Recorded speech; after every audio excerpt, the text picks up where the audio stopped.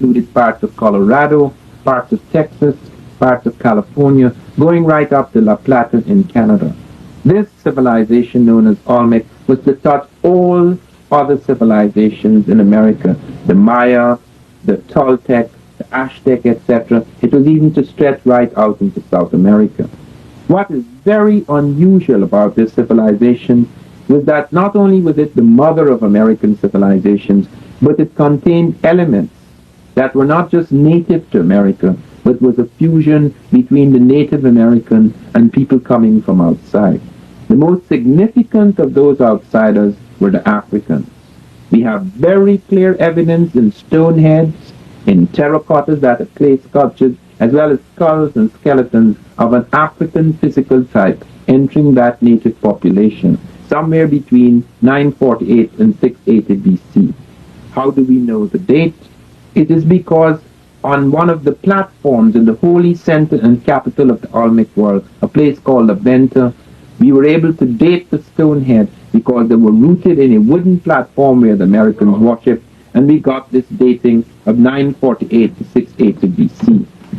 Now, several people have wondered what kind of Africans these were. Who were these outsiders?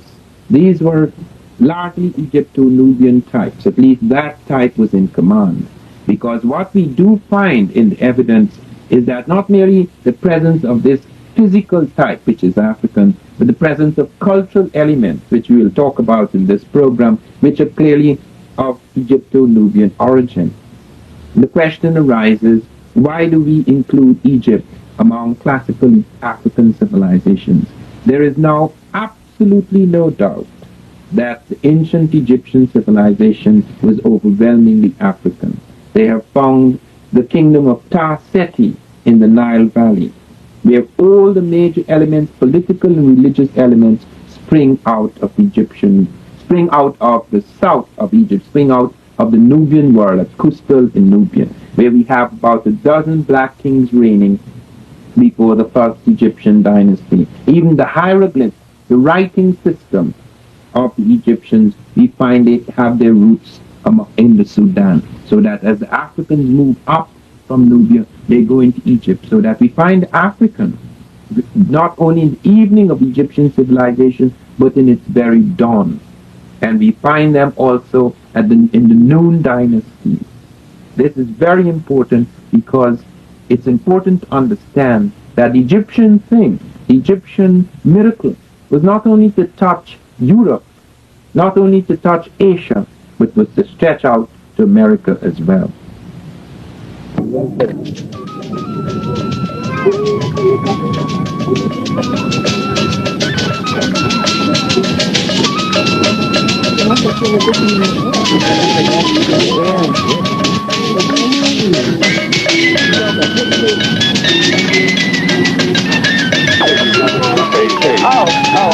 That's for the different points for this picture.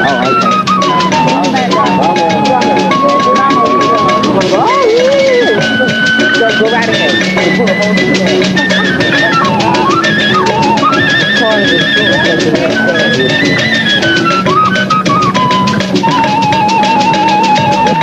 Other project like in Mexico, this is the best example of the cultural rights that they practice in the ceremonial centers. That's why they usually brothel, Western circus in Mexico in the ancient times. Typical separate construction. Most of the buildings that we can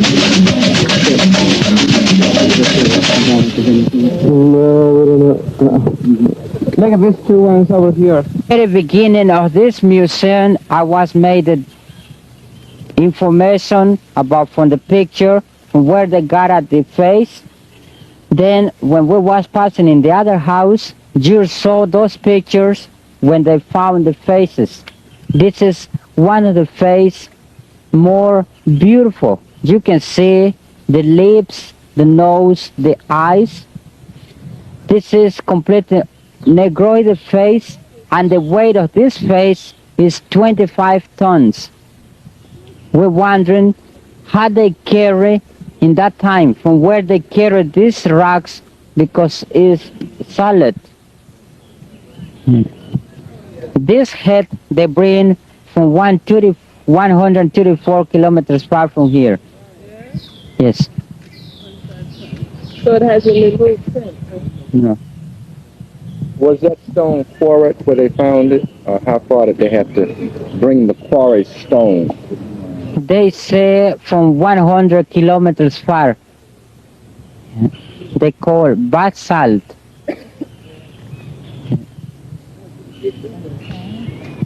Basalt.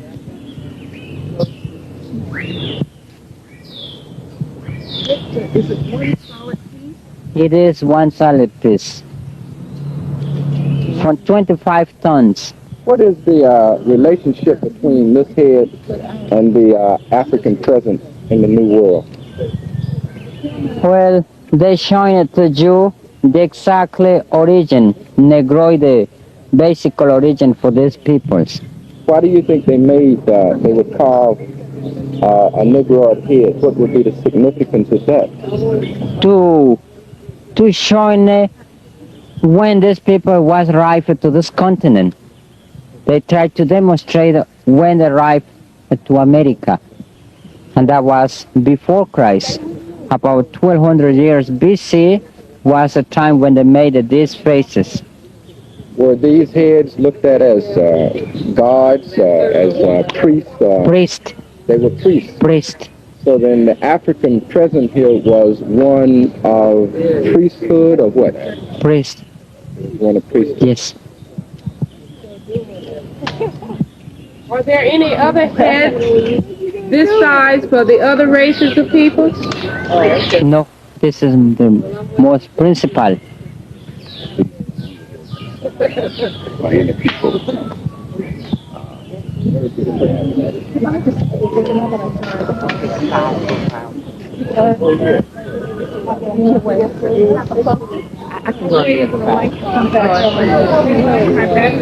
Dr. Van Sertima, can you make a comment on this? I was asking him the significance of this in terms of the importance in the society of these heads, and he was saying that these were represented priest class. Yes, this is the priest king class, because it would appear that these people were among the ruling elite of the Olmec.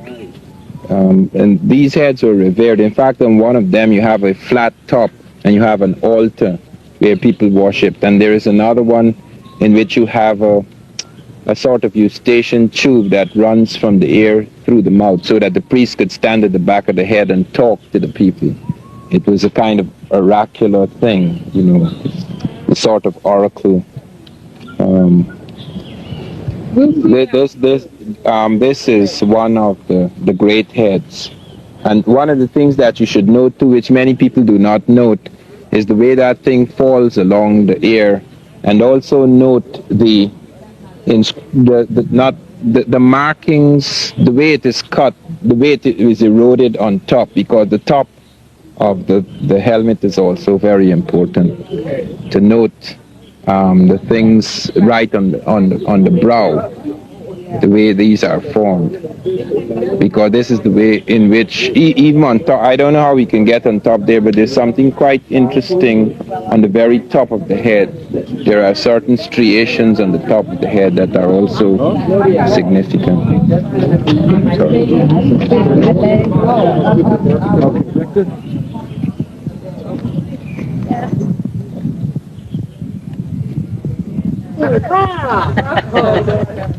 Pay close attention to everything that is said tonight, and that you should prepare yourself to ask questions about the many troubling problems that beset prehistoric America. It is not really prehistoric, it is merely pre-Spanish, but anything that is pre-European is considered to be prehistoric.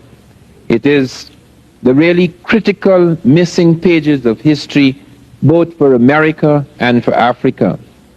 And what I want to do tonight, apart from touching on what we have seen within the last day or two at Mitla and at Monte Alban, what I would like to do is to go on to make a summary of what we have achieved, what we have seen, what we have witnessed in the last week in Mexico. We began in von Wuthenau's studio. Make no mistake, there is no studio in the world where you will find such a collection of African physical types in ancient America. Many of you have not had the opportunity to examine closely at leisure all the pieces in that collection. It is a priceless collection, and many of you have raised the question which must be pursued: what will happen when von Wuthenau, who is now 84, dies? What will happen to a collection which is of tremendous significance for us blacks throughout the third world? Because the likelihood is, as has happened in previous centuries, the likelihood is that all of these marvelous pieces which we have seen, and which we have not yet had time to photograph completely and to preserve, may disappear. Von Wuthenau has, in addition to these little sculptures, he has a catalogue of everything he has. Brilliant photographs taken by several professionals over the years. He is apparently the director of the dancing group. And this is a man, and his features are Totonac. They are not Negroid, but they paint them with chapapote, so it is a warrior who is black. That is also an atavismo, because they knew that the Olmecs were black. You're saying that the Olmec people themselves were black? No, well, this one certainly was black. You see, you can't see. And here is the proof for it. It's one of the best proofs I have. This is a figure made that is between the Olmecan period and the Totonacan period, transition period. And this is an Olmec sculpture, and to be black, they covered it with tar. You see, it's a stone head, but it's covered with this tar. So not only the features and the thick lips come out, printed, but it is made black.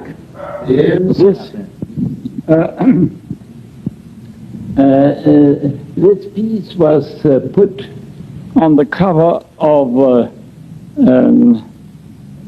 Revista in Mexico in March, and shows you that another colossal Olmec head was found in Mexico, which has not been, in my opinion, I don't know where it is, it's never exhibited. I wonder if they really have excavated it. Of course, you see these, there is the item that the people in Tabasco is one of the provinces here, I mean one of the states, the state, just as Louisiana is a state. And the people in Tabasco don't want it to disappear from their place to Mexico City. And there are frictions between the Instituto de Antropología and the state, you see. And that's why I don't know if they've done in the state something about it. In any case, it has not been shown up here in Mexico City. But it is 100% Negroid features, and I wish we could get it out and get some of it. The choice of archaeological sites to link all that we have seen together as a single piece. This is one of the most difficult things to do in Mexico. There's a vast amount of confusion, even among the guides who are supposed to have mastered the material in their own area. There's a vast amount of confusion about dates, about the occupation of sites, about the nature of influences, about what the various things we have seen mean.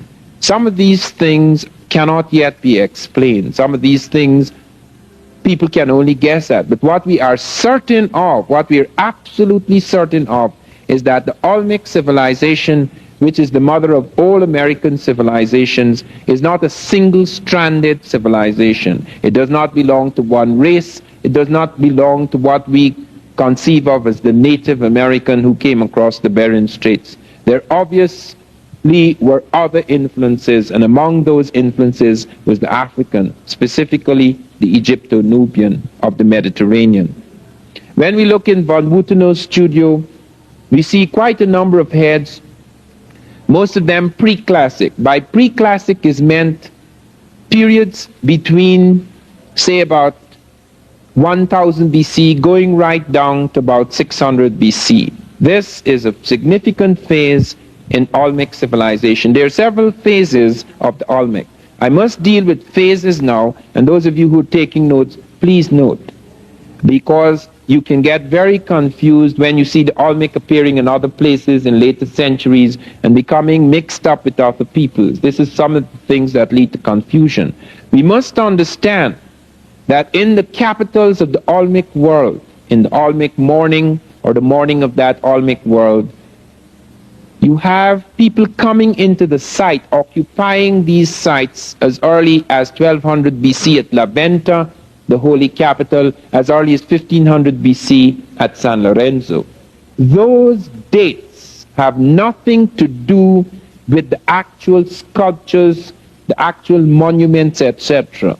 People walk into a site and start to occupy it because they find there is land there, they can plow the fields, they can grow crops, they can eat, etc. They don't just walk in today and tomorrow they start building colossal sculptures and massive ceremonial platforms and pyramids, etc. So when people come into a site, has nothing to do with when the flowering, the high point, the climax of the civilization occurs.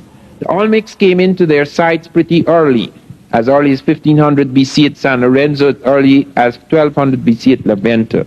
You must look carefully at this map and see the diamond points. Those are the capitals. And those diamond points show you where the Olmecs first made their major settlements. Now it is as early as 1858 that Mexicans became aware of these sites. Remember that just like in Egypt, a great civilization flourished and then died. And then people forgot all about it. The pyramids lay under the sand, the Sphinx lay under the sand. Something stood there like enigmatic witnesses of a glorious past. But many people continued to live for centuries without recovering the majesty of that civilization, without being able to go back to their roots. This is what happened in many of the great cities of the Americas. That for a long time, for centuries, a shadow fell upon this world. Something very unusual seemed to happen somewhere around 8900. Some people put it slightly later, but something very unusual happened in America.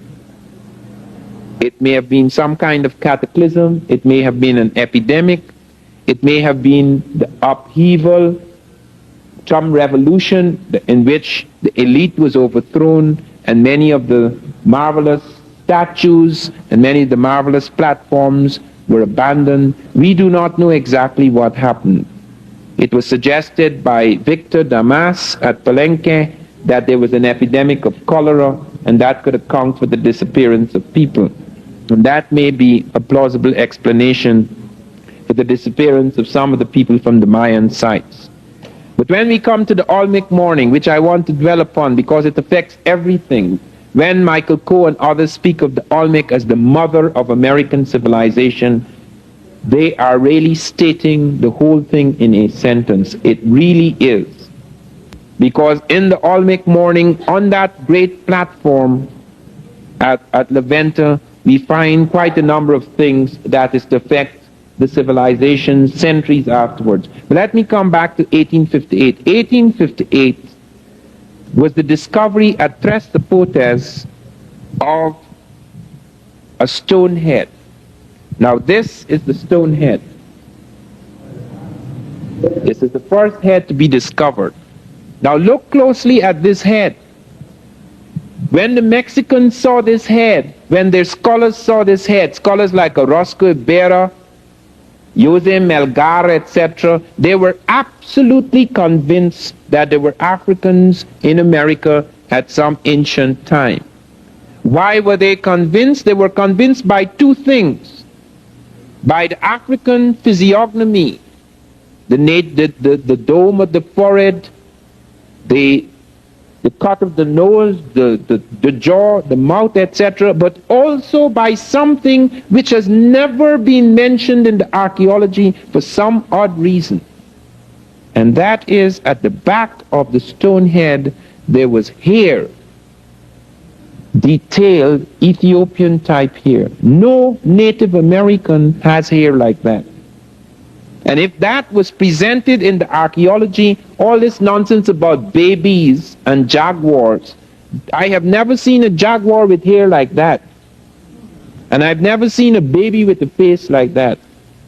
People had to find explanations for things they found embarrassing. It is similar to the discovery of the great civilization of Ta-Seti, the kingdom rather of Ta-Seti in the Nile Valley, which precedes the Egyptian. The man who found the Ta-Seti Keat seal never said a word about it. He died without saying anything. And it was left to Bruce Williams, who many of us will hear in Atlanta in September. It was left to Bruce Williams, his student, to take it out to the back rooms of the University of Chicago Oriental Institute and present it to the world. They said the reason why they delayed so long is because it took 15 years to put the pieces together. Without all those pieces, the stoneware vessels, etc., the pottery that was found, the stone incense burner at the site of Ta-Seti at Kustal, the site of Kustal, did not need putting together. It was intact from the very beginning. What needed to be put together were their heads. And that was not put together until the head who had a right to put it together died. Thank God. It is absolutely important for us to take a very serious view of this, because we find again and again and again that you have a deliberate effort to wipe out the evidence, to hide it, to explain it away. Why is it that this photograph, even now, I am not permitted to use that until 1985, because it involves a whole series of things. But why is it that this head is not among the heads at Villa Hermosa, is not among the heads in the National Geographic or the Smithsonian or any traveling circus of Olmec heads? It is hidden at Tuxtla, where nobody goes. It's very important to note that that was the first head found, and it had a profound effect, although it was the only thing found at that time that indicated an African influence. It was left to the expeditions of 1938 and 1939, expeditions carried out jointly by the Smithsonian Institute, the University of California, and the National Geographic, before they found more of these stone heads. They recovered the one at Tres Zapotes, and then they went on the next year in 1939. They went on to La Venta, and then they found 4 of these stone heads. They also found, and many of you have noted this in the museum at Villa Hermosa, at La Venta Park, you have noted the plan of the city. I want you to look at that plan carefully. There is the first pyramid in America. There is the first step pyramid. There are the arms of the village. And on those arms stand the great stone heads facing the Atlantic Ocean. This is in the Gulf of Mexico. This is at the point which on the edge of the Gulf of Mexico where you find the terminus of the Atlantic currents from Africa. Because the currents from Africa take you to northeastern South America, into the Caribbean, into the Gulf of Mexico, swinging towards Florida. And then if you are lucky, if you learn as the Africans were later to learn, perhaps not at this period, you can find a circular current that takes you back towards Europe and Africa. Here at La Venta, they began to see a distinctive art style. Here at La Venta, they began to see something in the faces of the monuments, something in the traits, the cultural traits of the Olmec that was to leave its stamp on later civilizations like the Maya, out in Palenque, out in Monte Alban, out in Mitla, Even in the evening, the twilight of the gods at Teotihuacan, out at Tatilco, at Cerro de las Misas, in the Monte Alban phase, all of these are branches coming out of the mother culture, the Olmec. And there's something very distinctive. Here, for the first time at Levanta, are the pyramids. Here, for the very first time, is found the sarcophagus, like in Egypt. Here, for the very first time, are monumental stelae and sculptures of colossal proportions. Here, for the very first time, are the great priest kings. Here, for the very first time, are enormous ceremonial temples and altars built to the gods. Some things must be said about the stone heads, which you must note. There is one of them that has a tube running from the ear out of the mouth, which was featured as an oracle, and it has a flat top which functioned as an altar. This is very important because it is that kind of oracular thing that was found in Egypto-Nubian the period. In order for the priest kings of the Egyptians to hold the world together, which was being torn apart, the Bible describes Egypt at that time like it describes the great factions and frictions in Egypt at that time. They speak of it as some sort of a torn nation.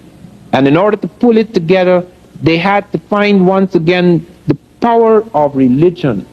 Religion is responsible for the extraordinary vitality that built the temples and the pyramids and the great tombs of both Egypt and America. Note that. People do not do those extraordinary things. Only giants could do those things. Man becomes a giant when he develops a peculiar kind of focus, when there's a crystallization of his psychic energy. In civilizations that are highly fragmented, that have lost all their certitudes and cannot find again any kind of certitude and focus and power, the tremendous capacity to have the consciousness to operate as a giant is lost. Only giants can build those things. It has nothing to do with size, because the American is small in size. It has nothing to do with machines, because the Egyptian machines were crude compared to the machines we have today. It has to do with a peculiar kind of consciousness which made it possible for one to do things so monumental that even we now, with our great machines, cannot attempt to do what the Africans did. It is so extraordinary that just a few years ago, the American government sent out a team to study how the Egyptians moved heavy objects across the sand. And in spite of all of our technology, when one of the great nuclear things with nuclear reactors were being moved across the deserts at Gary, they used the identical method the ancient Egyptians used. This is the high technology, the 20th century, looking for a method that was the most practical and efficient method for moving a heavy object across the sands. So you're not dealing here with primitives, in spite of the ancient nature, in spite of the time, the prehistoric time of these cultures and civilizations. You're dealing with highly sophisticated people, a state of mind, a consciousness that made it possible for this extraordinary leap to occur. And the peculiar thing about the Olmec is that that leap occurs with all the Egyptian elements in it. It had its own native elements. It had its jaguar. The jaguar is not Egyptian. Nobody in Egypt or Nubia has a jaguar that they worship. There's a little cat called the Nubia, which I noted, but it's not equivalent at all to the great jaguar which prowled the swamps of the Olmec. Why then suddenly they start with things which are duplicated nowhere else in the world in such a complex, in such a combination, in such an arbitrary combination? The stelae with the hieroglyphs, the monumental sculpture, the sarcophagus, the pyramids, the step and the true pyramid, and all of these elements, even including, as I have shown, the bird and the serpent on the crown of the Egyptians and the Olmec, and all of the monarchic traits, a whole series of monarchic traits that distinguish royalty in the Olmec world and in the Egyptian world. Clearly, we have evidence of some kind of body of people who came into the Olmec world at that time. And there is a reason for this, because people have asked, okay, fine, all right, people can cross the Atlantic, fine, you have proven they have boats, fine, why did they come here? The Egyptians have no business in the Atlantic, which is true. The Egyptians have no business in the Atlantic. The Atlantic is very, very far from Egypt. And Egyptian ships have no right in the Atlantic circa 800 BC. The reason why they are in the Atlantic at all, in the North Atlantic, is because of an unusual situation that is occurring in the Mediterranean at that point in time. It is very important, therefore, not only to study what was happening in Mesoamerica, but to study what was happening at that point in time in Egypt and Nubia. What you have is a war going on between Africa and Asia. The Asiatics are attacking everyone in the Mediterranean. They have smashed the Hittites. They have taken iron smelting process from the Hittites. They have smashed the Phoenicians. They've made vassals of the Phoenicians, who have always been servants of the Egyptians and the Nubians. 50% of the Egypto-Nubian navies are Phoenician. These are people who Sheikh Anta Diop claims were once black, who, like the Arabs who were once totally black in Saudi Arabia, became mixed with Asiatics, and you get this, what you call the Semitic type. So that you have a mixed type Phoenician, which it gets black again as it enters North Africa and begins to intermingle once again with black people, until by the time of Hannibal, the Phoenician or Punic type is African. This type is restless up and down the Mediterranean. It has its cities at Tyre and Sidon, its great ports, but it's restlessly moving up and down the Mediterranean. And because the Asiatics block the seaports to the Indian Ocean, block the seaports to the Pacific, and we do have evidence of the Egyptians in the Pacific. We have Egyptian script found in Hawaii. These guys are ranging far out. Nothing stops the Egyptian. Wherever you go, you find him. I have found him in Spain. They have Egyptian villages in Spain, where Barifel has shown the cartouches of the Libyan kings around 1000 BC are found at Almunecar, Spain. And that runs right through the Spanish mention in their early chronicles that Taharqa, the Nubian general who is later to become the king of Nubia and Egypt, enters Spain with a garrison, so that the Africans are already in Europe. They're invading. They come in with a garrison into Spain, and then they retreat back because they have their own problems at home. So that we have evidence of movements in the direction west of the Mediterranean towards Africa, towards that part of Africa. And more fleets were driven, both military as well as commercial fleets were driven west of the Mediterranean, because tin was needed for the bronze armies, because this was the late Bronze Age. Copper was needed in Cyprus, tin was needed. They went right up into the British Isles and the North Atlantic searching for tin. And around 600 BC, we have the Phoenicians going from Ezion Geber and going right down and coming right across Africa, right round Africa, right back into the Mediterranean. The Europeans did not go into the Atlantic because the Europeans were terrified of the Atlantic. The Europeans spoke of the Straits of Gibraltar as if there were monsters in the sea. They did not attempt any movement in that area. But the Phoenicians did, and they were very much tied up, as I say, with African navies. That is the reason why many of the great heads have military helmets. Not all of them do, but they're distinguished by military helmets. They are a warrior dynasty because this is a period of war. For nearly 200 years, the world is in a state of war, as we are. Since the 1930s right up to the 1980s, every major army in the world has been ready to fight. We are in that state in which both the Africans and the Asiatics were. We cannot relinquish that state in this century until there actually is a war, which God forbid. But we cannot relinquish that state. All armies are armed to the teeth in the 20th century world. Regardless of whether you go down into Latin America, whether you go into the Caribbean, whether you go into Africa, whether you go to Israel, whether you go into Russia, whether you go to Eastern Europe, every army on earth now is armed to the teeth, ready and waiting for the conflagration, which, pray God, may never come. But that was the state of the world, where therefore a warrior dynasty appears with the great helmets. The warrior dynasty appears among the Olmec, carrying all of these elements.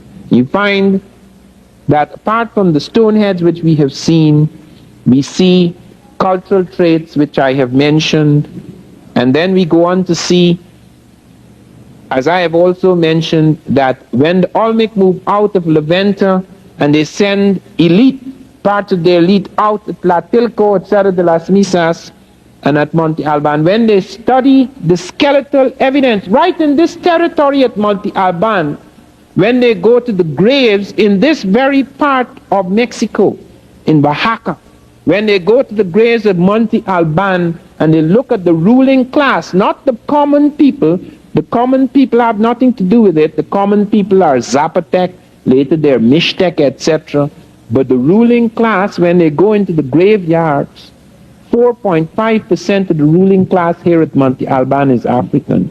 As much as 13.5% at Tlatilco is African.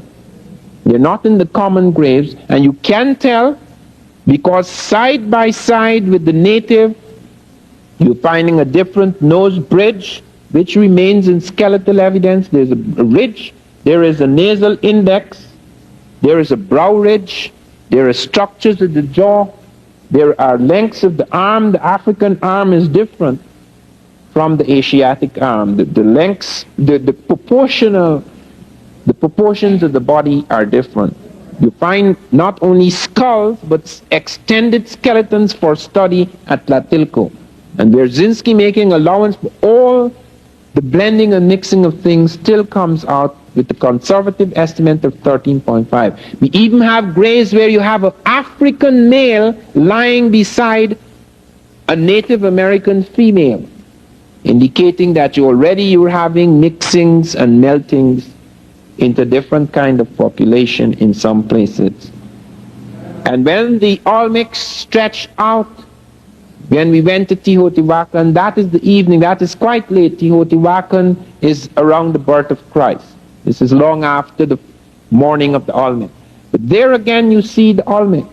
You see the jaguar at Teotihuacan. And you see the jaguar undergoing a strange transition where the plume serpent is becoming the powerful thing in Mexico, which it was in Egypt. In America, the United States, the stars and stripes is our great emblem. In Egypt, it was the plume serpent. In Mexico, it is the plume serpent. Even today, the plume serpent is the stars and stripes of Mexico as it was the stars and stripes of ancient Egypt. Can all this be coincidence?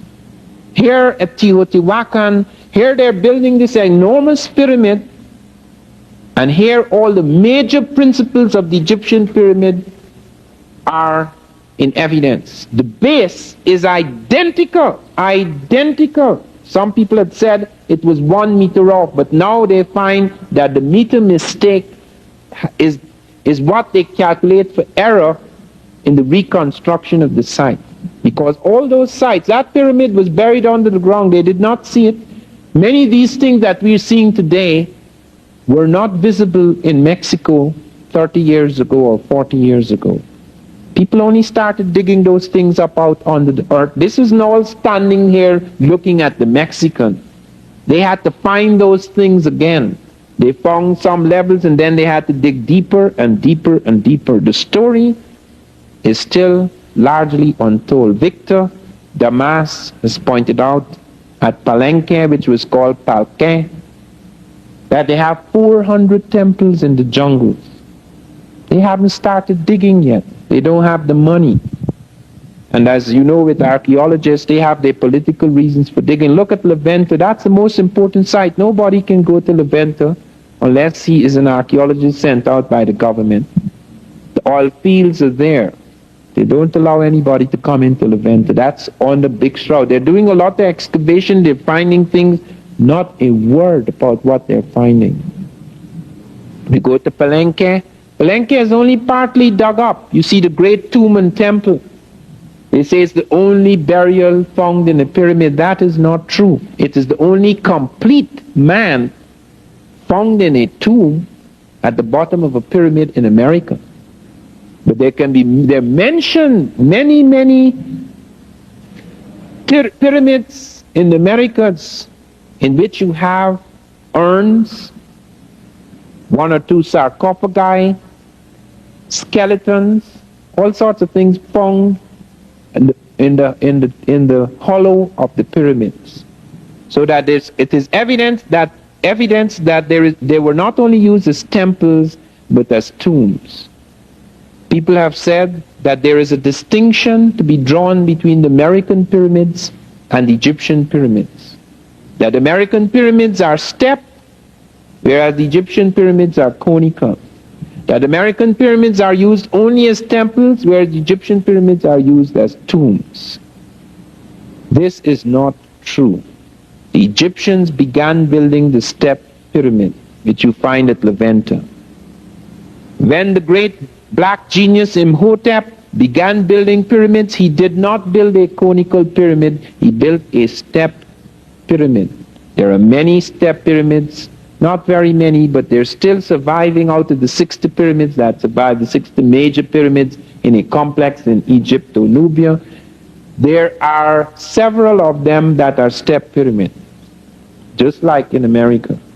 Then the Egyptians started filling in the steps so that when you x-ray some of the pyramids, you can still see the steps, although you don't see it with the naked eye. If you x-ray some of them, you can see the steps because the step is built to the core, because it more easily solves the problem of the ratio of run to rise in the building of that enormous thing. It's called the second of the pyramid in mathematics.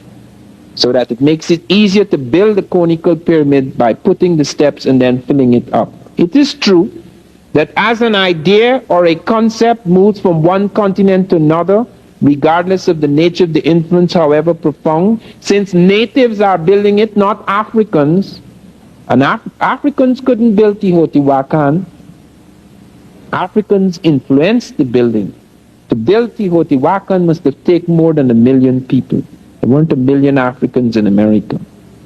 So that you have native labor, that is people who are living here are building, but the ideas, the engineering, even before they started to build, these guys worked it out like Washington, D.C. They have grid patterns, they have quadrants, they plan the whole city even before they start to put down the first brick. Obviously, you're not dealing with guys who had never entered urban worlds before, because there was no urban complex in all America. Levanta was a great ceremonial city, yes, but real urban life begins at Teotihuacan.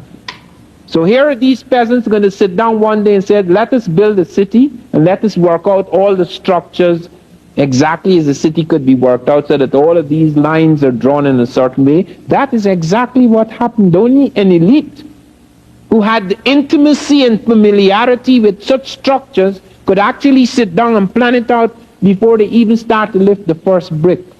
So what we're dealing with is conceptual diffusion, the diffusion of ideas, the diffusion of certain kinds of ideas from people who have been working in this for a long time. We're not talking about Africans building a pyramid. Consequently, therefore, when you see the pyramid in America, you see a different configuration. Superficially, it is different. But it has all, Teotihuacan has all three functions that the Egyptian pyramid had. It is a temple, it is a tomb, They have found skeletons inside of the rooms at Teotihuacan, and they haven't dug all of Teotihuacan up yet. There's still hidden temples, hidden passages, inside of Teotihuacan, and it functions as a geodetic marker. That base is not an accident. To build that base, you have to know all the astronomical knowledge Egyptians knew. You have to know the circumference of the earth. You have to know all the units of measurement which came out of the sky, the study of the sky, because we did not make the inch. The Africans did not make the inch by accident. They didn't get up one morning and somebody says, look, let me take my little finger, this is an inch. They didn't build a second of time by accident. The second of time was worked out by the relationship of the sun in its movement across the earth, the rotation on its axis, the rotation of the earth on its axis, all of those things. Those are astronomical things. You cannot have units of measurement without astronomy. Mathematics and astronomy are related, just like geometry is related to the problems they solved in the inundation of the Nile. So all of these things were carried over. Why are they using units of measurement the Egyptians are using? Why, when you go to some of the burials, you find the canop, like in Egypt, you have canopic jars in the north, south, east, and west, and they have 4 distinct colors to mark the cardinal points. The Chinese have distinct colors to mark the cardinal points. They're not like the Egyptian. They are not like the Egyptian. No Asiatic color scheme marking the cardinal points are like the Egyptian. But the early Mexicans are doing it exactly like the Egyptian. How did they arrive at that color scheme? And later on they change it.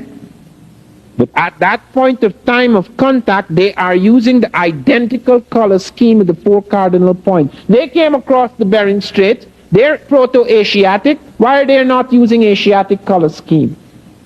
Obviously an inference has come in. They have calendars. The Mexicans have more calendars than anybody else. Why, in addition to the 3 other calendars they had, they introduced a 4th calendar, which is Egyptian. With the identical 365.25. They have their own counts, they've worked out their own native mathematics. Why then are they taking this into their system? All of these things have to be explained. Why at Elvia John in the Olmec world, in the heart of the Olmec world, there is paper found made from wood pulp. Nowhere on earth is paper made from wood pulp except among the Egyptians at this point in time. Why are they moving enormous stones which they never moved before from vast quarries, using the same method of breaking stone and linking it together, using the same methods of moving the stone as the Egyptians, bringing it down the swamps? Why is their agriculture identical as on the Nile? They're dealing with the same flood problems. Why they're responding in exactly the same way? They have the same hydraulic system of agriculture. You go down in Peru, which is touched by this, you see the terraced agriculture like in Egypt. Why are they doing all of these things? All their kings are carrying these things. They have the plume serpent motif. They have the great earrings under their ears. They have their beards as an index of rank and royalty. They have the purple, the use of purple. Yesterday, for example, I caught our guide, Hector, saying that these things were painted red. I said, are you sure you mean red? He said, yes. I said, well, tell me what makes the red. What do they use to make red? He says, cochineal. I said, that's not red. Cochineal is the equivalent in the Mediterranean of the murex shell purple. Cochineal makes purple. All the temples in America, wherever they paint purple. They even painted the stone heads purple. Medinel Zenel found the patch of purple on one of the stone heads and found that the weathering of time, the erosion of the years, have taken the purple off the stone heads. That's the color they use in Egypt. That's the color they use in painting, when the main color used in painting temples is purple, because purple is emblematic of the power of the gods. And the reason why the Egyptians struck on that was by a peculiar arbitrary phenomenon, that the murex shell, before it reached its final fixed purple, went through a series of tints, which were like that of the Nile in flood. Now, most of you are city people who think that water is colorless or crystal. Water is not. This is only one kind of water. There is red water, there is blue water, there is green water, there is yellow water, there is brown water, there is silver water, there is crystal water, there is black water. All of these types of things, if you lived on rivers as I did, or you lived on the Nile as the Egyptians did, you will find water goes through many color changes. In fact, after a thunderstorm or a lightning storm, every color on earth, every color of the rainbow is on the water. And if you were accustomed, just like people who live among cattle, every cattle has a different color and marking. So that if you're accustomed your eye to cattle, you know that this is Jimmy and this is Johnny, etc. You don't mix the two things. You can tell one cattle from the other. We can't, because we are not cattle people.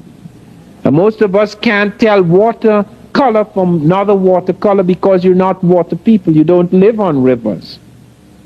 And it is because of this that they were able to make a connection between the color scheme of the fluid in the murex shell before it hit purple with the color scheme of the Nile in flood. And because it seemed identical to them, barring a tint or two, they concluded that the color purple was sacred, because the Nile is sacred. That is why they worshipped it, and that is why common people could not use purple. I told you, for example, of the case of Margaret Handke, who wrote a monograph recently on purple, in which she showed that purple became so important in the Mediterranean. Every European pope, every European king has a bit of purple taken from the Egyptians. They then took up purple. The Phoenicians ran up and down the Mediterranean with Tyrian purple. They destroyed all the ports that had the murex shell until the murex shell was exhausted. And some people say that the Phoenicians came over here with the Africans searching for purple. Cochineal, which is American, nowhere on earth is cochineal found. It has been found stamped on caves in North Africa. It doesn't belong to Africa. Barry Fell and his colleagues found cochineal, and it's been analyzed and examined, and they found it on some caves in North Africa. And the cost of purple was so great that 1 ell or yard of purple could be sold for nearly $1 million at a certain point in time. Only kings could buy purple. It was not the common people. All of these are things that seem to link up the old world with the new.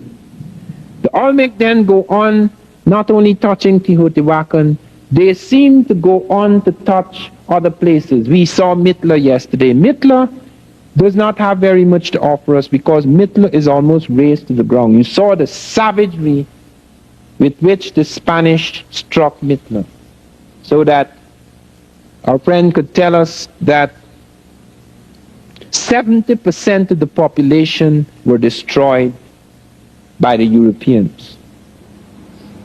70% were destroyed by the Europeans within a matter of 50 years. And you find their temples razed to the ground.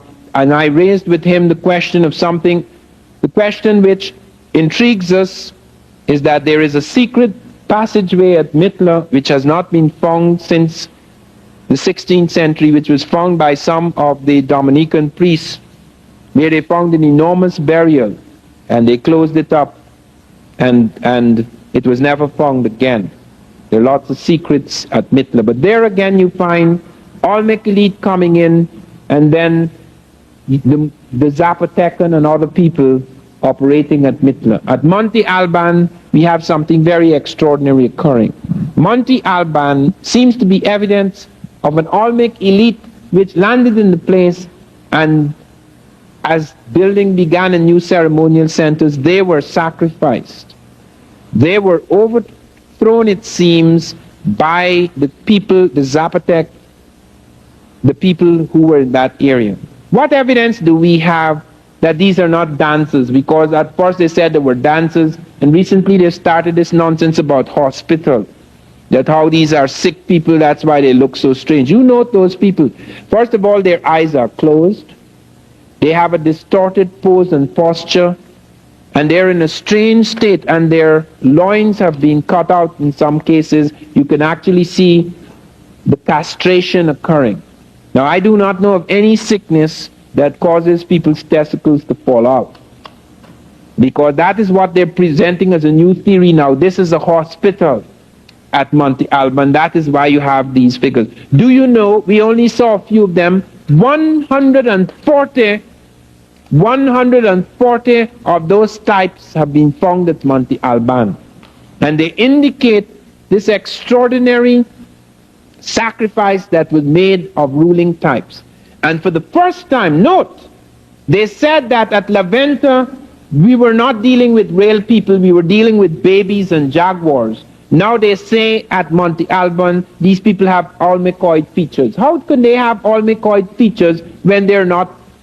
There is no such thing as Olmecoid features, because they say that the reason why these people have these peculiar kinds of faces at La Venta and those places is not because they're real people looking like that, but because they're representing the baby type or they're representing the jaguar type. Now they say they have Olmecoid features. What are Olmecoid features? The Afro-Asiatic, the strange face that begins in the Olmec world that touches Monte Alban. There is the report. Now that is not a happy note on which to end. Obviously, all great civilizations reach a certain point when they're either invaded from outside, they're struck by some tremendous cataclysm, or they become arrogant like the Aztec in later days, or the Europeans as they are becoming now, or have been for quite a while, but they're becoming more and more arrogant to a point where they may bring about, they may generate within their system a revolt that makes it impossible for them to operate with the kind of certitude with which they operate now. Most of you are filled with a sense of hopelessness when you think of the European giant, the tremendous shadow that he's thrown over the world. But let me tell you that changes have already begun to occur in the 20th century. When I was a boy, one of the things that was told to me repeatedly, and which I believed, is that the sun would never set on the British Empire. There was absolutely no way when I was growing up that anyone could be mad enough to imagine that Africa or the Caribbean would become independent. Now, I'm not saying they're independent, it's a paper independence, but it is a step in that direction. There is a measure of independence and movement away from the metropolitan power. It seemed utterly impossible for such a thing to occur in the world. The imperialist powers of France and England and Germany were so powerful that we did not for a moment believe that anything could happen. But there lay at the heart of the system certain contradictions that eventually exploded, so that the European himself, without the help of the African, began to destroy himself.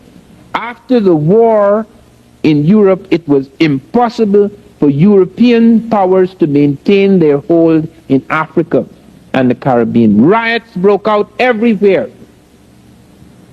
And the more riots that broke out in Africa, the more riots broke out elsewhere. I remember the only time I heard of anything about Africans that made me feel proud and that made me feel that I could identify with them was during the Mau Mau rebellion, when the radio, which we listened to as if it were the Bible, the BBC, said that the British Army was closing in on an African who was the right-hand man to Kenyatta. I can't remember his name now, but he, Dedan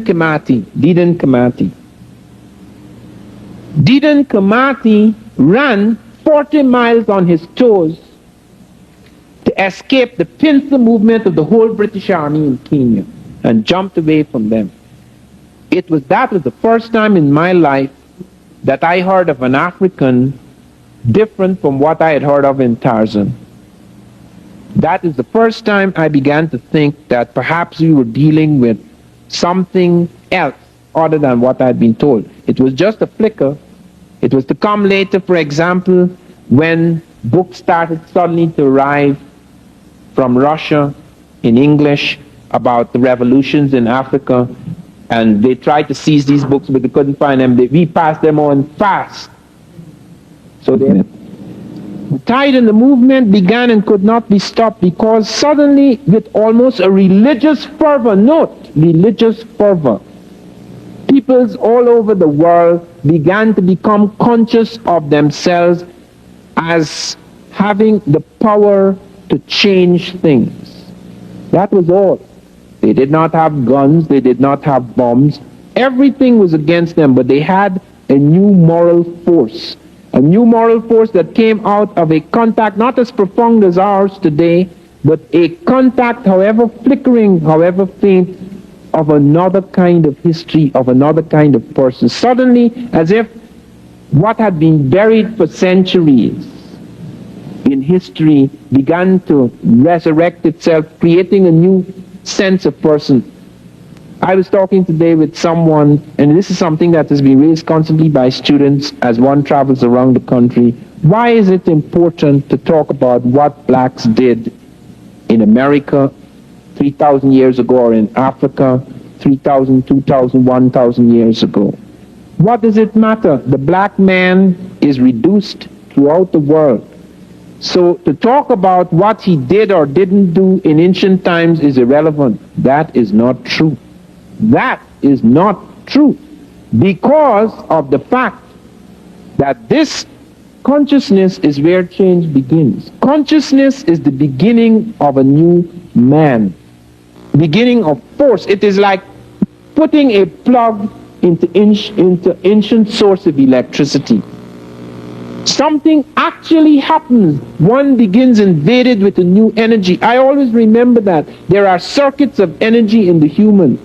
Energy has nothing to do with how much food you eat or what is your native constitution. Gandhi had more energy than anybody who was weightlifting.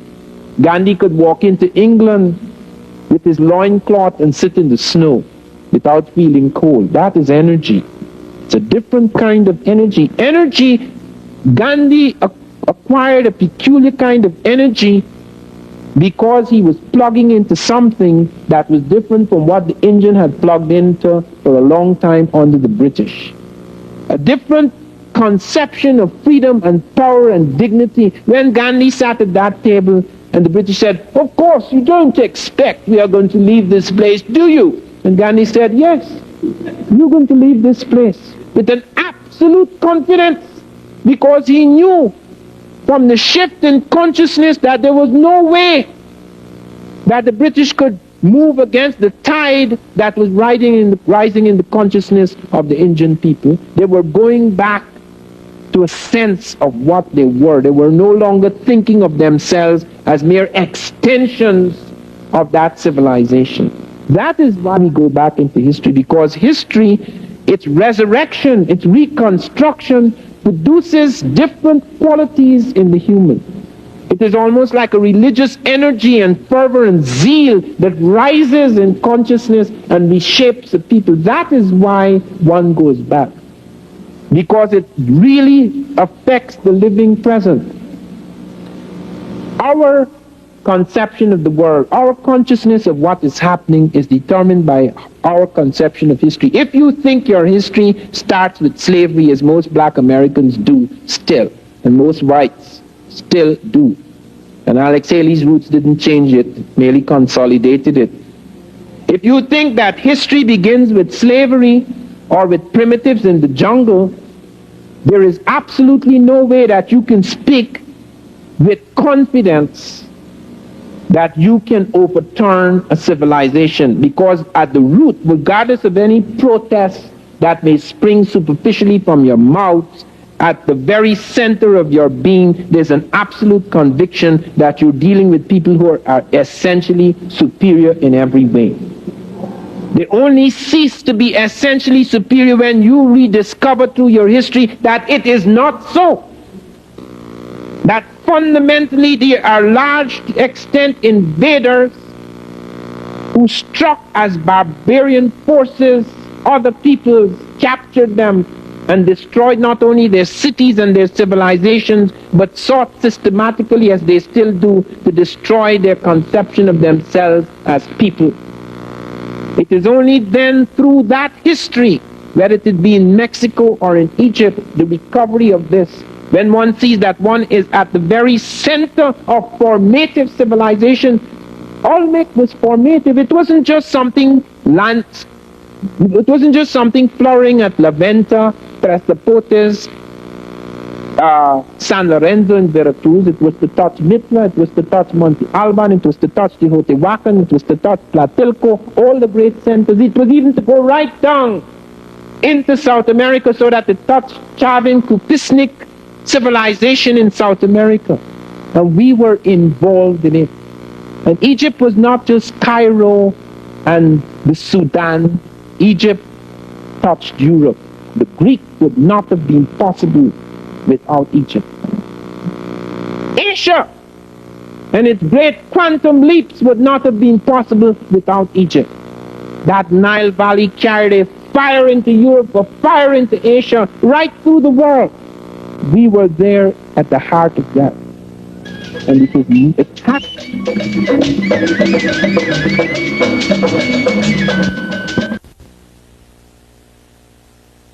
It is. I'm glad to be back here again, Jim. It's been quite a while. Yes, it's been a while, too long. Before we actually get to you, though, we need to really lay a proper groundwork for the content of this program. It needs to be known just who the three critics of Professor Van Sertima are. Bernard de Montellano of Michigan, Warren Barbour, the University of Buffalo, and Gabriel Haslip Vieira, acting director of Puerto Rican Studies at Hunter College. The last two of whom, Warren Barbour and Gabriel Haslip Vieira, were invited to appear, as I said in the introduction of this program, to appear on the program to face Professor Van Sertima, and they declined.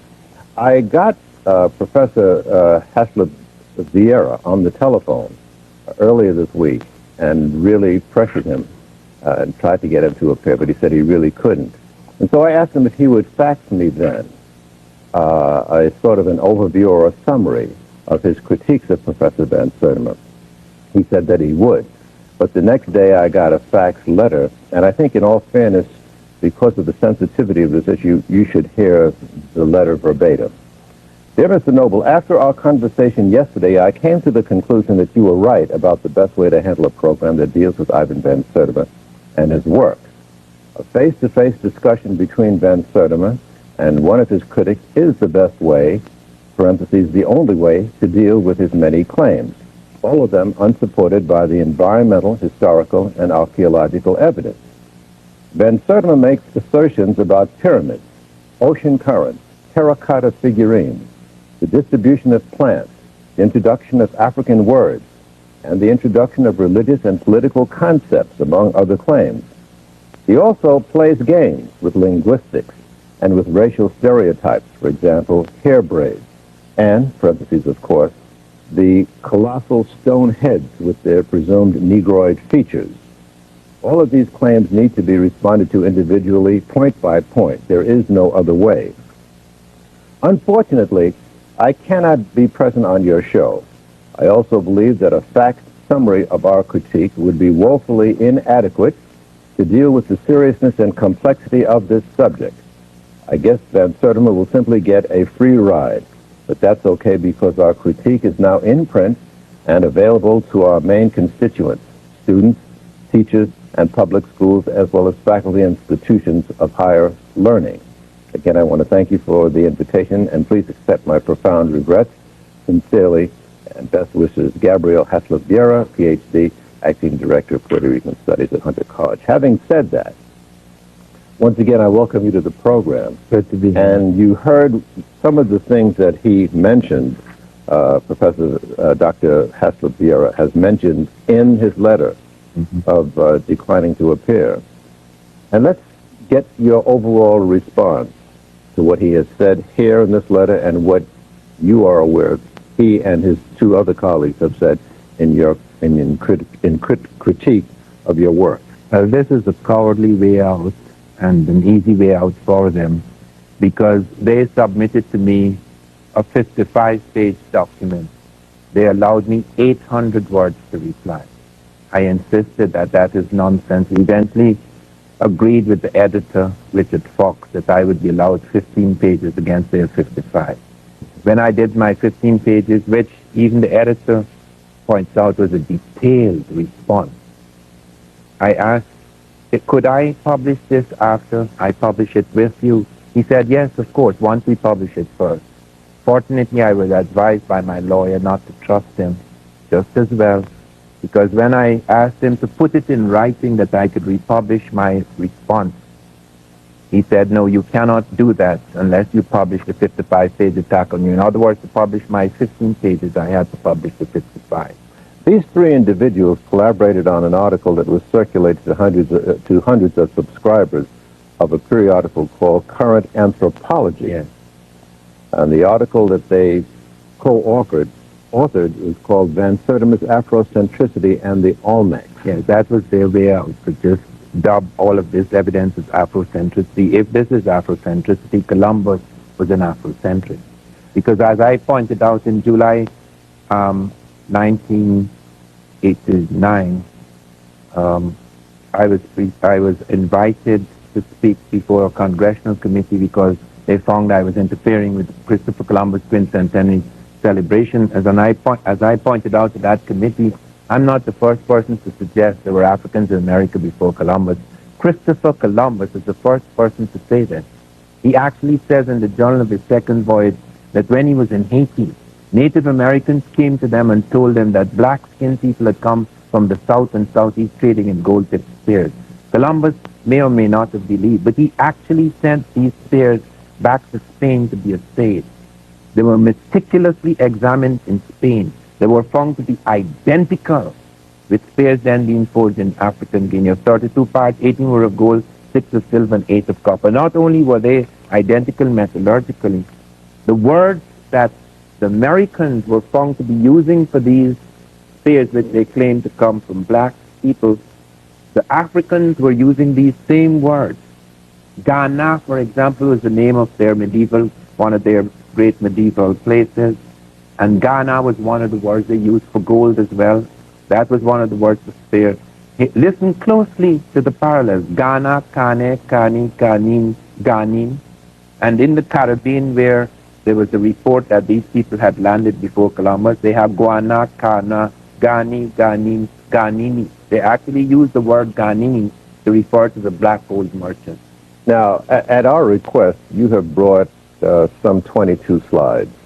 And in our next segment, we want to begin to look at those slides that you have offered to us to support your contention. You have been arguing about the African presence, at least in this hemisphere, for a long time. Oh, yeah. This is not a new argument. I have spent 27 years of my life on this.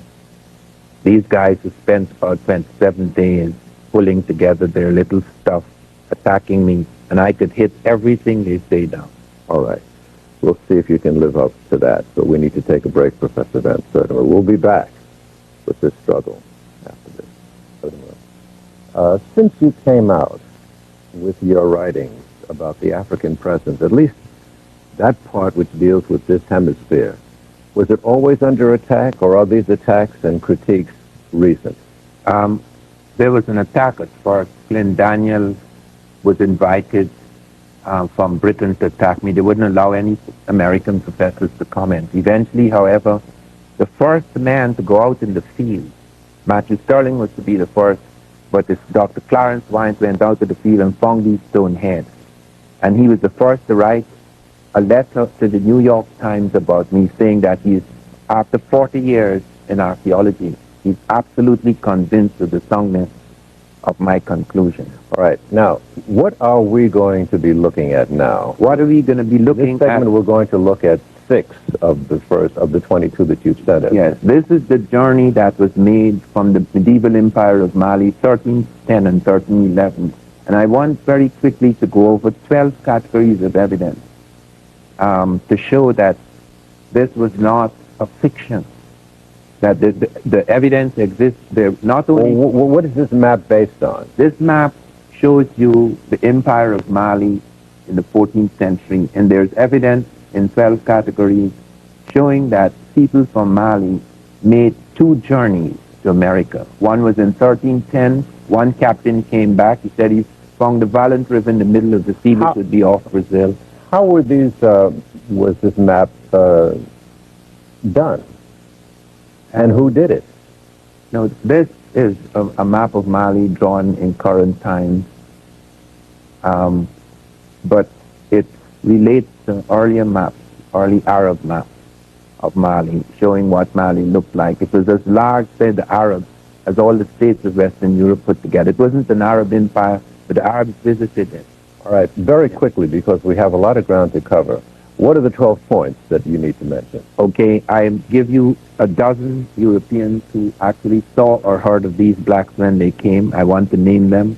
I'll deal with methodological evidence that I've already dealt with methodological evidence and linguistic evidence. I'll deal with some botanical evidence, oceanographic evidence, navigational evidence, skeletal evidence, epigraphic evidence, that is a script, cartographic evidence, that's a map, oral and documented evidence, and iconographic evidence, that is images of these people at that point in time in America. All of these you have documented. Yes, all of these are documented. There's never any event in history that has 12 categories of evidence and it didn't happen. All right. Let's go to the second slide. Okay. All right. What are we looking at now?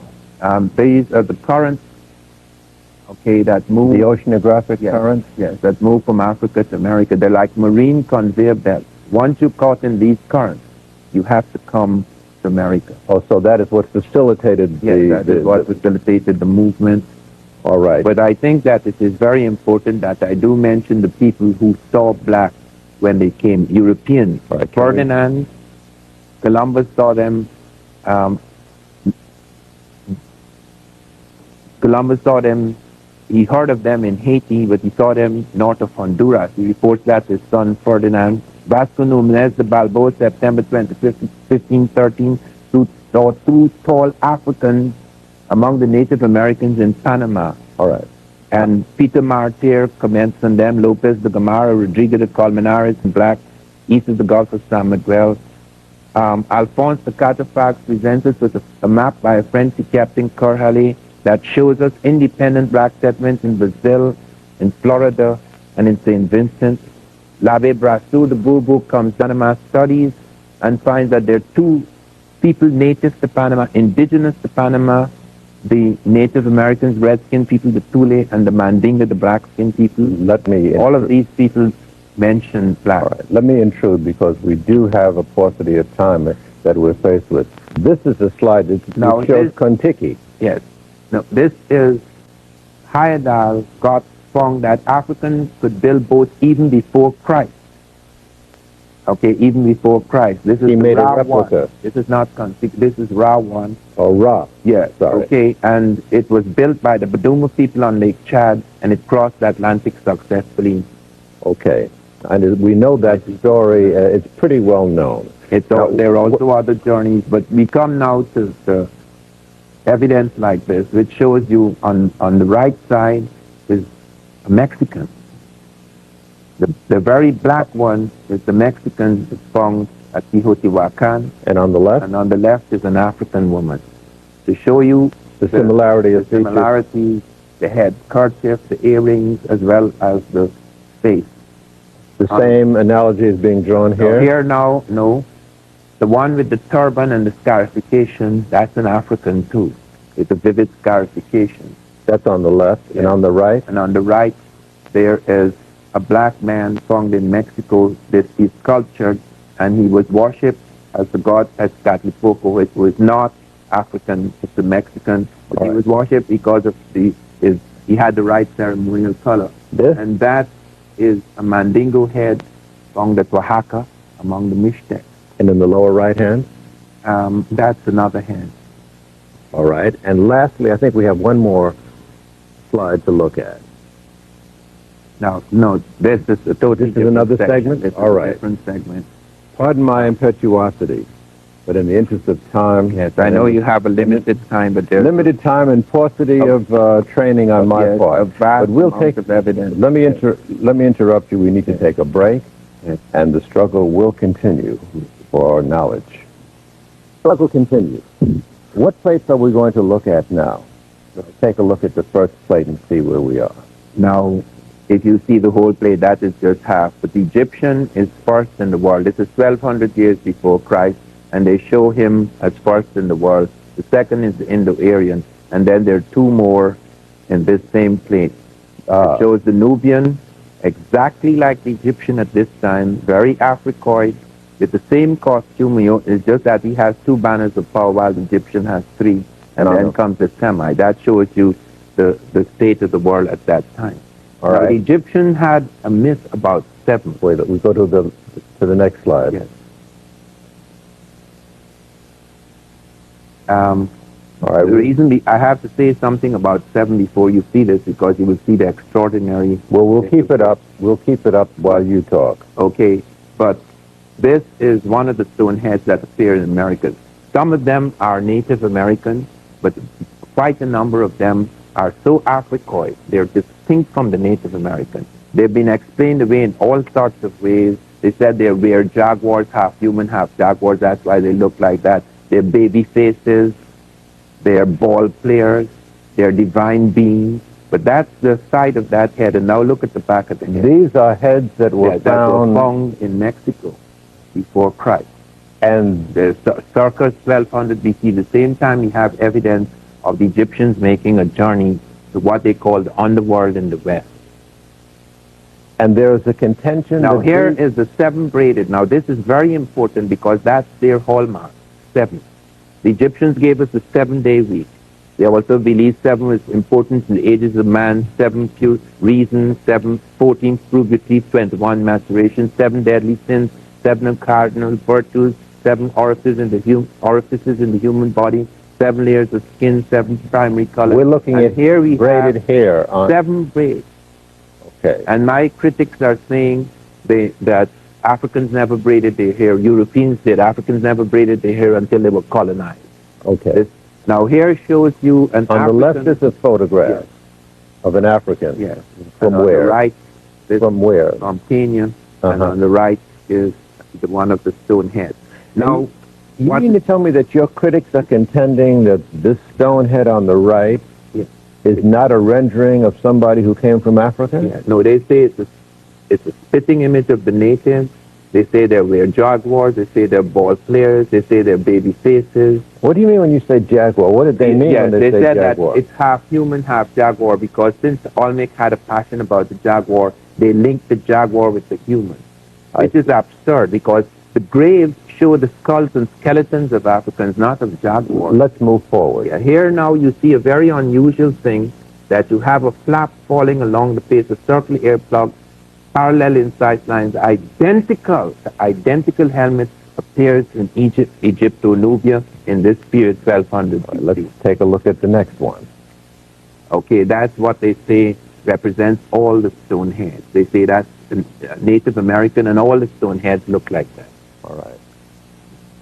Next. Now, that's the weird jaguar. They say all the stone heads look like that, the weird jaguar. Just want to show you how ridiculous this is. But it's very important at this point that you should become aware of the fact that 2 craniologists have actually been in the graves near where these skeletons are and found clear evidence of African type. Clear evidence of African type.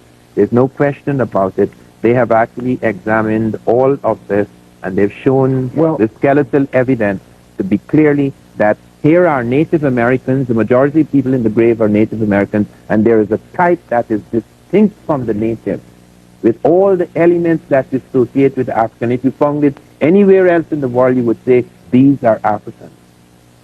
So none of these explanations about babies and weird jaguars, there are no babies or weird jaguars or divine beings in the grave. There are Africoid types.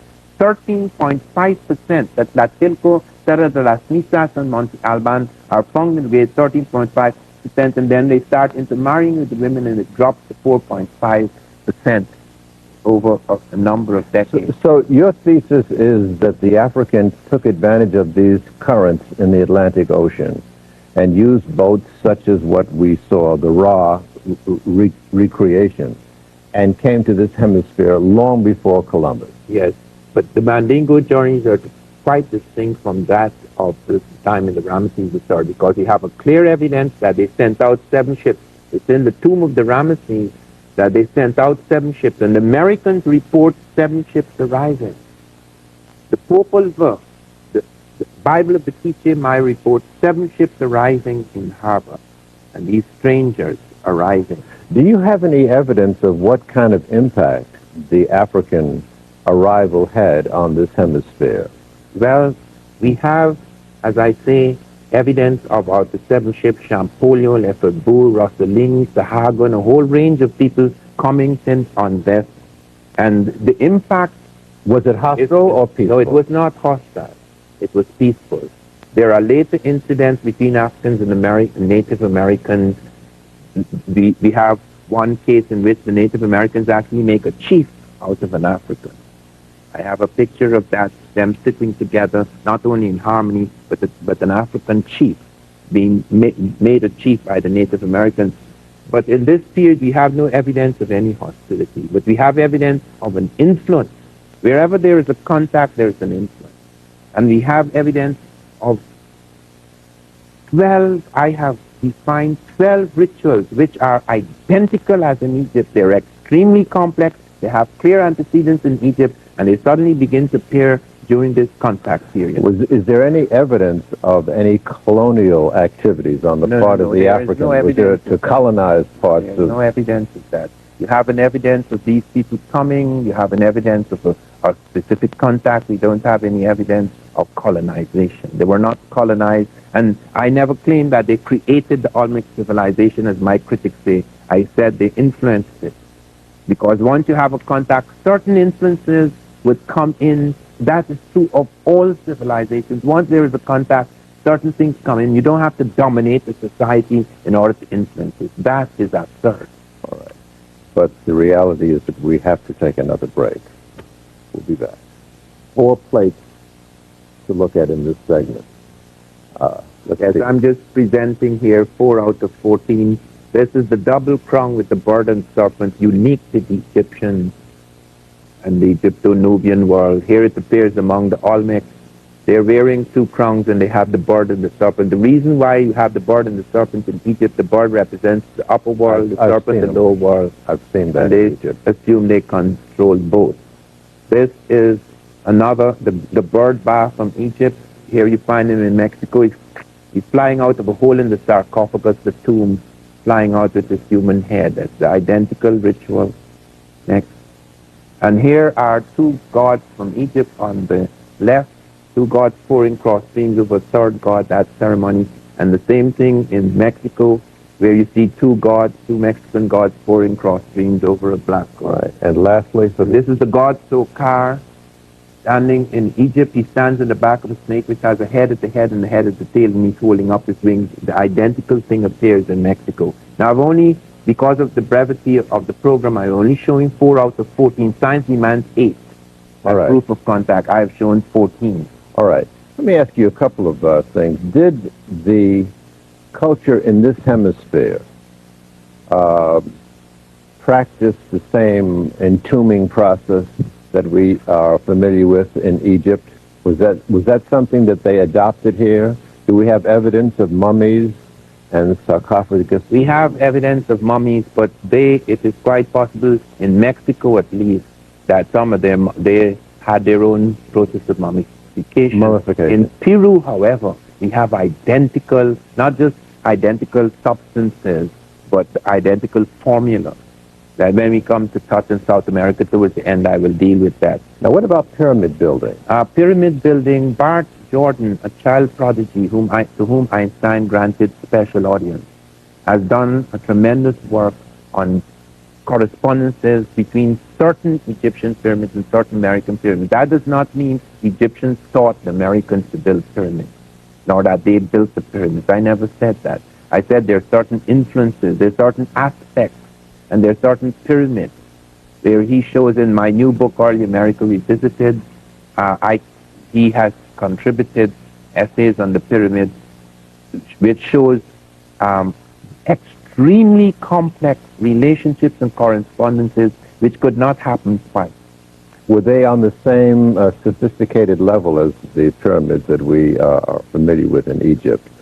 The passageways. Well, they were not yet there. Some of them do. They're not as large, as elaborate as the Egyptian pyramids, but So they do have some. It has aspects that are quite extraordinary in terms of their correspondence with what you find in Egypt.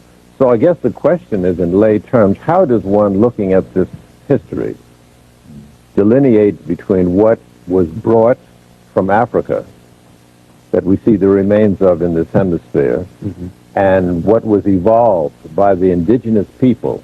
Okay, you can on their easily own? tell that through antecedents. The question of looking at antecedents. If you find something here for thousands of years or centuries, and then you look over here and you cannot find evidence of it before you may find pyramid building, of course, but you'd come upon a certain type of pyramid built in a certain way. Okay, that's the situation. How Okay. about writings on walls? Are there any evidences of writings on the walls? Of some of Rafik these- Jarazboy has cited this at Potrero Nueva. I have not seen it, of hieroglyphs. And the Smithsonian, of all places, mentioned on April the 5th, 1909, it is mentioned in the Phoenix Gazette that they found a cave somewhere in America, and they actually cordoned it off so that nobody could come into this cave. And they said they found Egyptian-type hieroglyphs, and they found evidence of certain things suggesting a movement of people at the time of Ramses, some journey at the time of the Ramses. And Professor Jordan was in charge of the Smithsonian institution search at that time, and not a word. 90-something years have passed, and not a word more about it.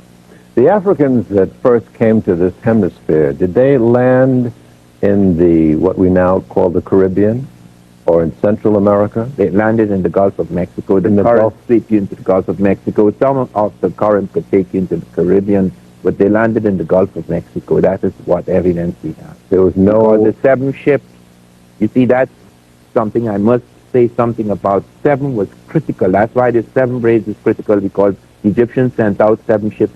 The Americans report 7 ships arriving, and 7 was critical to the whole mythology of the Egyptians. Did they have the same calendar? Did they have the same method? Are there any analogies between the African calendar or the numerical The Americans system? had their own calendar. Americans had their own calendar. I see. Yes. All right. I think that we ought to take a break and gear up for the remaining segments that we have. And when we come back, we'll press on with this most absorbing and, I must say, challenging discussion with Professor Ivan Van Sertima. Stay with us. Set of plates are upon us, the last 4. Now, these you have identified in the notes you've given me as covering South America. Yes. Let's take a look at them.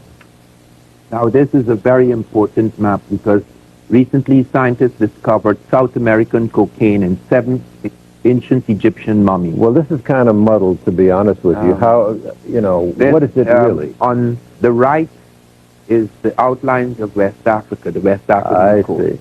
And on the left is the outline of the South American coast. And what are those sunburst lines in the middle there? Well, these are some kind of measurement system, but what it indicates, what it has been established, that this map has accurate latitudinal and longitudinal coordinates between the African Atlantic coast and the South American Atlantic coast. Nobody could have drawn this map at the time of Columbus. They did not know, not until between 1492 and 1744, until the chronometer was invented, nobody could have drawn this map. So when do you contend this was drawn? No, we don't contend. We know for a fact this was pre-Christian Egypt. They have found this in a pre-Christian context. It was found by a Turkish admiral in Egypt, Piraeus, and it has been established this is a pre-Christian map. And this is, but you're saying that Columbus didn't have the wherewithal to do a map of this caliber. No, at the time of Columbus, you could not possibly draw such a map. Let me just point to 4 little things quickly in this map that could not have been done at the time. Andes is shown in this map. It was not discovered until 1527 by Pizarro. Then we have the Trato River in Colombia is shown for distance of 300 miles. Nobody knew about that. The Amazon River is shown the actual course of the river. In contrast, even in the 16th century, European map showed no resemblance to its All right. That's just a few features. Let's move forward. Yes. Now here is the Peruvian. This is an African type found in Peru. This is a rendering of a head that was found in Peru. Yes.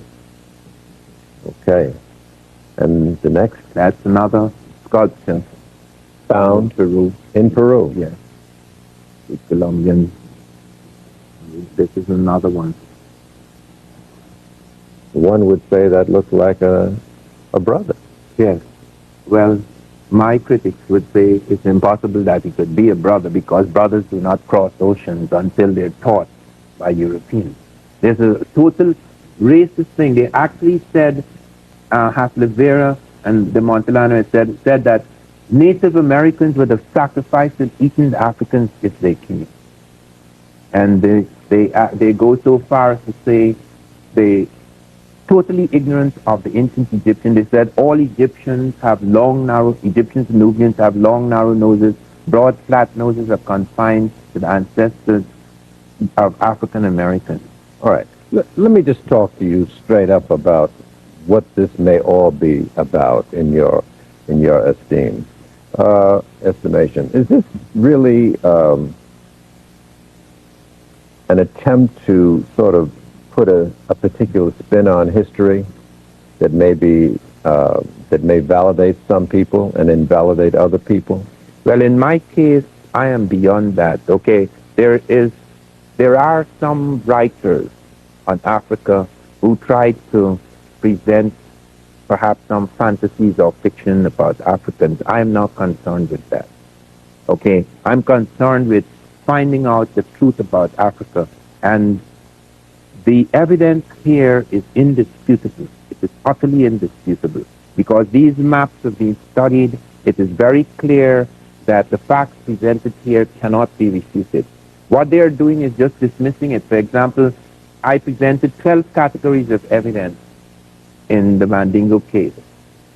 I didn't get a chance to mention it on this program because of the lack of time. 12 categories of evidence. All they have to say, they dismiss it in one sentence. There's absolutely no evidence. They don't argue with any of it. They don't disprove any of it.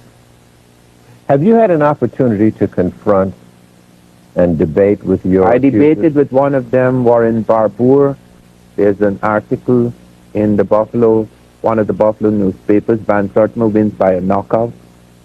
And with regard to de Montellano, who is another one of my critics, he'd been circulating secretly things against me in the Michigan schools. Some of my books were withdrawn from the schools until eventually some honest teacher passed it on to me, and then I got a chance to reply, mumbling to de Montellano. Is the friction that you've been getting confined to these three individuals? No. Haslevera, I don't know at all.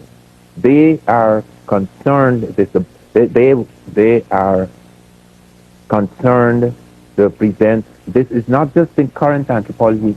Quite a number of magazines have been issued recently with attacks on me by these three gentlemen. They've joined. It's a trio of critics who have joined together. I respond to all of this criticism in my new book, Early America Revisited, which has a vast body of new evidence. It doesn't just restrict itself with what I knew when they came before Columbus. Have they done an analogous amount of writing on their own, any of these three Oh, no, critics? they are totally unknown. This is their chance to... They have no books that they've written? No, none of them, as far as I know, have written any book. This is their chance. They come together, and their total concern and attack has been on me. Well, someone on the street might say, Professor Van Sertima, if these are relative unknowns, they haven't written a book, and they just put this in a periodical, why are you so upset about something that you should be able to brush away? The reason is because thousands of dollars, I presume it may even be $1 million being spent on this. This attack on me is being circulated to hundreds of schools and universities. And it is being adopted by... It's being read, and because they do not have the counter evidence, because they do not have the counter, they accept this as these are Van Sertima is lying, this is not a valid history, etc. This is Afrocentricity. They actually call it Van Sertima's Afrocentricity in the Olmec. Last break. Last segment coming right up. Stay with us, please.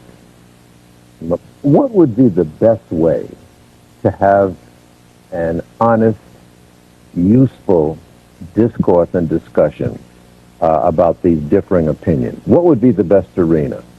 In a lecture process, in the written word? What would be the best scene where this discussion could really benefit everybody who saw and heard it? Well, you see, I've had a debate with one of these people, Warren Barbour. You told me that. Okay, but there is no, they limited me, for example, to 45 minutes. You've mentioned that. Yes. But what would be your ideal? Because maybe we can, play a role in bringing the three of them to face you. I wouldn't like to face all three of them together. I would like to have my colleagues with me. Okay? No three against one, because that's exactly what they do with current anthropology. They limit me to a certain amount of time, and they hog the time, they hog the pages, etc. So it would be that three does not give me, therefore, yes. Who would the other two be? Okay, one of them would be Dr. Finch. Okay. Dr. Finch is in Atlanta.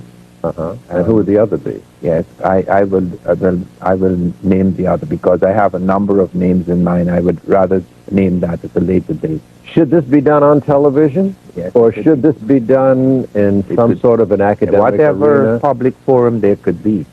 Because I remember when I had to face Barbour, I was limited to 45 minutes. I understand. Okay, and that, you see, that is that is very unfair, because it meant that he could lay a whole attack on me, presenting no hard evidence on his part. They don't have to present evidence, they just have to attack. Well, when I'm limited to a certain amount of time to respond, which is not fair. It means, therefore, I merely appear to be responding rather than presenting the evidence, because there's a massive amount of evidence which I could not even begin to mention here because of the limit of time. Is this unusual, or doesn't this happen frequently between historians who have differing perspectives of history? No, I think I have seen some fair debates where people have had an opportunity to present all the facts. I have seen that in various debates. But there's a limited amount of time, and you would have a situation in which you cannot present evidence. Take, for example, I could say in closing, they found 2 African skeletons in the West Indies, in a grave before Columbus, dated 1250 AD. The Smithsonian itself said that they're morphologically African. They said there was a filing of incisive teeth which was restricted to certain Atlantic Africans in the pre-Columbian period. But then they went to carbon date them, they found they could not. So they had to date them stratigraphically, that is the layer in which they were found. They found a Native American ornament around the forearm of one of the skeletons. And they found other kinds of evidence showing that these are pre-Columbian Africans. Let's open up a chapter for our young viewers who perhaps have not heard this discussion at all, except for perhaps the mention of Christopher Columbus. What would you recommend to a youngster in their reading to really begin to get into this whole discussion and to understand what the implications are of whether one version is told or another? Okay, the most important reading would be my new book, Early America Revisited, because I have done that in the light of a vast amount of new evidence, and I have made it in such a way that any student can understand. Are there writings that offer a different perspective that you would recommend that a student read to balance off against yours, or are you just saying just read mine and that's the truth? No, I think if something is a fact and it is supported by 12 categories of evidence, you don't come and say, read so-and-so, okay, who shows that these skeletons were not found when the skeletons are found.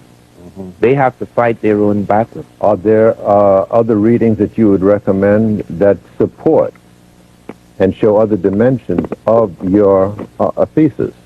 It's important to read Dr. Finch's new book, Star of Deep Beginnings, because like my book, Blacks in Science, it shows you the levels Africans reached in various places, whereas they dismissed just as primitives in the jungle. That's why it becomes so difficult to believe that they could cross oceans like other people, so difficult to believe that they could influence any other civilization. One is not trying to establish some superiority of the African. One is trying to establish that there are many fictions, and we have thousands of books filled with these fictions, and we cannot change that where you have to fight three professors, and yet when you fight them and you show all the kinds of lies they have made, then you have a situation in which you have to give them equal time. And then when you give them equal time, they refuse to appear. Well, in a fair presentation of an issue, it is always helpful to at least suggest what the critic is. Oh, yes. Before we hear the response to the criticism. For a young person concerned about that, why should a young person go outside of their normal curriculum and pursue this? You're suggesting that this is very important. Yes. And this is something that is important for the soul as well as the mind. In what way? Well, it is important because lots of people behave as inferiors because they've come to believe they are inferior.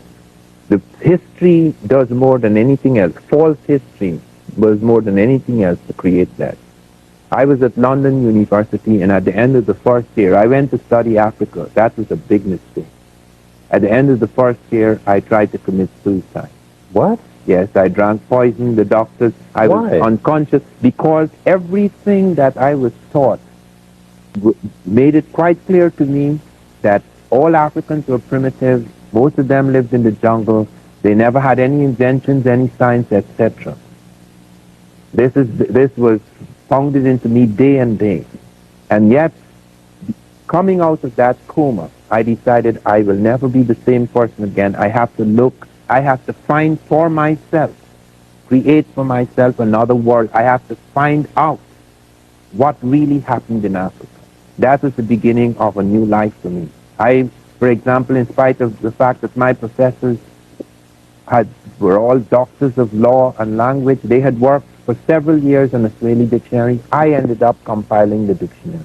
They would not go to the sources, the primary sources. I actually entered the courts in Tanzania, went and studied the documents, quoted from the documents.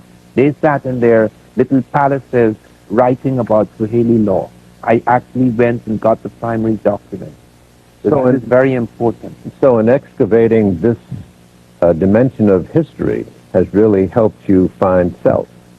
Yes, indeed. And your own definition of who you are, and also understanding what the world is all about.